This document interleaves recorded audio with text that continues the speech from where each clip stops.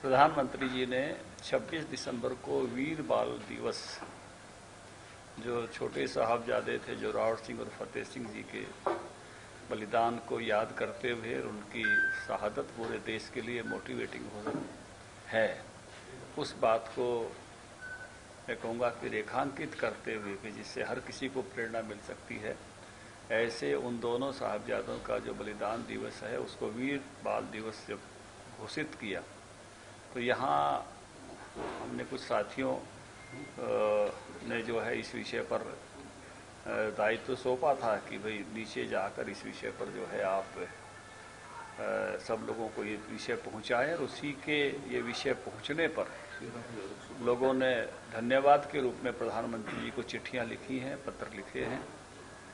13,000 से ज़्यादा लोगों ने चिट्ठियाँ लिखी हैं और वही चिट्ठियाँ प्रधानमंत्री जी को भिजवा रहे हैं कि आपके प्रति आभार व्यक्त करते हैं, कृतज्ञता व्यक्त करते हैं कि इतना महत्वपूर्ण विषय जो वर्षों पहले हो सकता था, आपने उस विषय को रेखांकित किया कि सबसे कम उम्र में इस प्रकार का बलिदान जो है वो बहुत बड़ा बलिदान है और ये बलिदान जो है सदैव जो है प्रेरित करता रहेगा।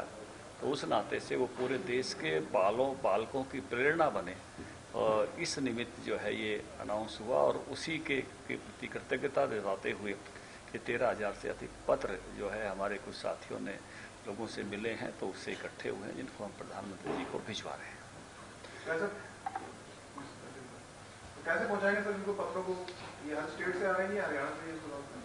बाकी राज्यों का तो बाकी राज्य बताएंगे, हमारे यहाँ जो है उस नाते से जो इस बात की खुशी हुई तो वो पत्र जो है वो प्रधानमंत्री जी को भिजवाने वाले हैं। बाई पोस्ट एक तरह से सारे पत्र ये जाएंगे उनके पास, और ये कृतज्ञता का जो भाव यहाँ अभिव्यक्त हुआ है वो स्वाभाविक भी है कि वो बलिदान इतना बड़ा है कि गुरु के 4 पुत्र थे, चारों पुत्र बलिदान हो गए थे, जो 2 युद्ध में बलिदान हो गए, 2 सरहिंद की दीवार में चुने गए। तो ये एक बहुत बड़ा बलिदान है। जो हम गीत गाते थे बचपन में, पिता वारा ते पुत्र 4 वारे, हिंद तेरी शान बदले, हिंद तेरी आन बदले। तो गुरु तेग बहादुर जी का भी बलिदान हुआ और गुरु गोविंद सिंह के पिता और 4 पुत्रों का भी बलिदान हुआ। इसलिए बलिदान की कोई गाथा नहीं हो सकती। और उस बलिदान को याद करते हुए कल समाचार आज में पढ़ रहा था कि गुरु तेग बहादुर पीठ भी कुरुक्षेत्र विश्वविद्यालय में स्थापित की जा रही है।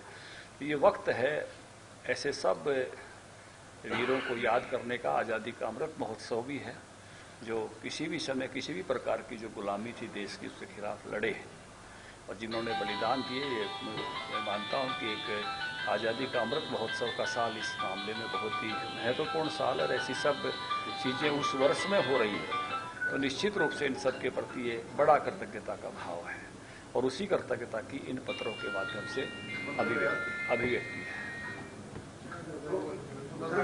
जिस तरह से चुनाव के परिणाम आए हैं, इससे लेकर आप क्या कहना चाहेंगे? 4 राज्यों में भारतीय जनता पार्टी की जीत हुई, पंजाब में आम आदमी पार्टी। देखिए, डबल इंजन पर लोगों ने भरोसा किया। प्रधानमंत्री जी ने जिस प्रकार से गरीब कल्याण की नीतियां चलाई, जिस प्रकार से देश में विकास के आधार पर राजनीति शुरू हुई, अंत्योदय जिसकी प्राथमिकता बनी और देश में सुरक्षा और शांति का माहौल बना, और जिस प्रकार से देश के विकास ने रफ्तार पकड़ी, जनता ने फिर से 4 राज्यों में भारतीय जनता पार्टी को आशीर्वाद दिया है।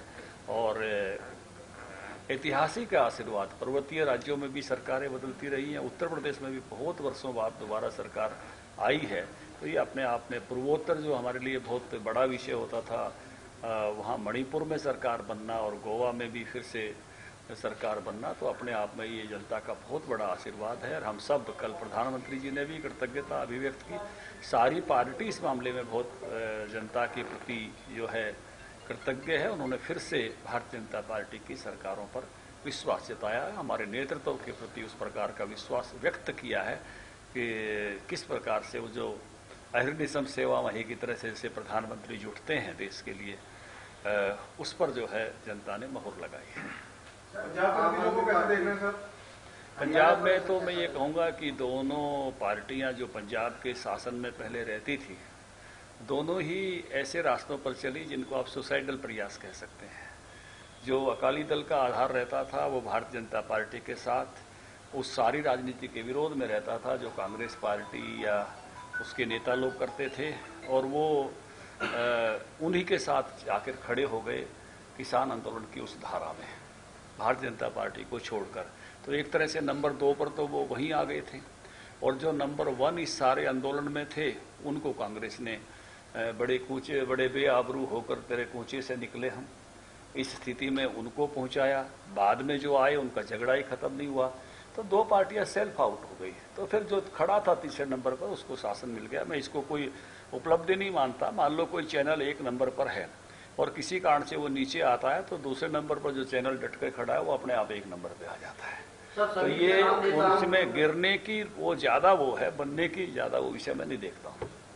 बनने की बारी तो अगली बार आएगी, तब लोग उसको कैसे देखते हैं उनकी परफॉर्मेंस के आधार पर। अभी तो जो पहले और दूसरे नंबर पे थे वो गिरे हैं।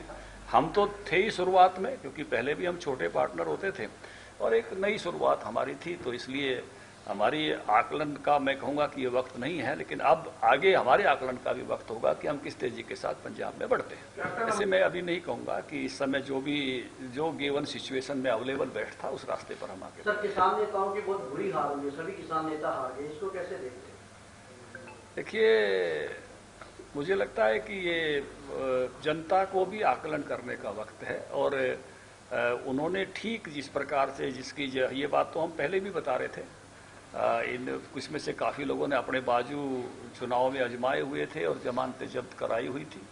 बहुत कम वोट पहले भी उन लोगों को मिले हुए थे, और इसी कार्यालय में मैंने एक बार नहीं अनेक बार आपसे कहा था कि भाई अगर ये सोचते हैं, ऐसा सोचते हैं कि भी कानून इनके हिसाब से बने तो इनको चुन कर आना चाहिए। और ये उसमें चुनाव में उतरे तो जन समर्थन कितना इनके प्रति है उसकी अभिव्यक्ति इसमें से हो गई है, और वो सारे देश के सामने आ गया है। जी सर, जिस तरह से हरियाणा में भी निकाय चुनाव जो इलेक्शन कमीशन ने कहा है कि अप्रैल के अंत सप्ताह तक करवाए जा सकते हैं, आम आदमी पार्टी ने भी अनाउंस किया है कि वो अपने सिंबल पर हरियाणा में भी जो निकाय के चुनाव है वो लड़ेंगे। पिछले चुनाव में भी वो विधानसभा चुनाव और बाकी सब में आए थे। हरियाणा में कोई ऐसे सेल्फ आउट वाली पार्टियां नहीं है। हरियाणा में सब पार्टियां अपने अपनी जगह दम से खड़ी हुई हैं, और कोई भी आए, लोकतंत्र है, सबके लिए खुला रहता है। लेकिन वहाँ भारतीय जनता पार्टी बड़े आराम से निकाय चुनाव में जो है विजयी होकर आएगी। हम बहुत अच्छे से वहाँ मेहनत कर रहे हैं, और जो जनता का आशीर्वाद हमें 4 राज्यों में मिला है उसकी भी मैं कहूँगा कि उसका भी मोटिवेशन हमारे कार्यकर्ताओं को है। तो उस कारण से और अच्छे वातावरण में हम जो है ये चुनाव में विजयी होकर आएंगे। धनखड़ साहब, एक आखिरी सवाल है। जैसे आपने उत्तराखंड का जिक्र किया, यूपी का जिक्र किया, गोवा का जिक्र किया कि रिपीट हुई है बीजेपी सरकार, 5-6 महीने बाद हिमाचल में भी जो है चुनाव होंगे, तो क्या लगता है वहाँ पर भी भारतीय जनता पार्टी जो है रिपीट करेगी? और पड़ोसी राज्य जो पंजाब है, जिस तरह की स्थिति वहाँ हुई है, उसका कोई उसमें असर नहीं दिखता? देखिए, गुजरात और हिमाचल के चुनाव इस साल के आखिर तक होने वाले हैं, और मैं लगातार इन चुनावों में 2002, 2007, 12 मैं दोनों राज्यों में लगातार काम करता रहा हूं, और मुझे लगता है कि दोनों राज्यों में भारतीय जनता पार्टी फिर से आएगी, क्योंकि कांग्रेस जो रहती थी इन राज्यों में वो ऊपर से ही खत्म होती आ रही है। अब तो मुझे लगता है कि हरियाणा के कांग्रेसियों को भी चिंता करनी चाहिए। परिवारवाद की राजनीति का तंबू जो है वो उखड़ गया है। अब उसमें कोई बहुत दूर तक जाने का रास्ता बचा नहीं है, और इन राज्यों में कोई प्रतिपक्षी दल है तो अभी वो कांग्रेसी है। सर, आम आदमी पार्टी की बात करें, जिस तरीके से आम आदमी पार्टी को बहुमत जो है पंजाब में मिला है, अब आम आदमी पार्टी जो है वो हिमाचल की तरफ रुख करने जा रही है, किस तरीके से देखते हैं? कितना देश में लोकतंत्र में बहुत सारी पार्टियां हैं, सब पार्टियां अपने अपना काम करती रहती हैं। जैसे मैंने बताया, पंजाब की विजय नहीं है, पराजय अधिक है 2 दलों की। 2 दलों की पराजय होने से जो तीसरे नंबर पर खड़े थे उनको जगह मिल गई है। इसका आकलन यही सबसे सर्वश्रेष्ठ आकलन है, और बाकी स्थानों पर सब पार्टियां अपने अपने दम के साथ वहां पर खड़ी हुई है। ऐसा कोई पंजाब जैसा वैक्यूम नहीं है।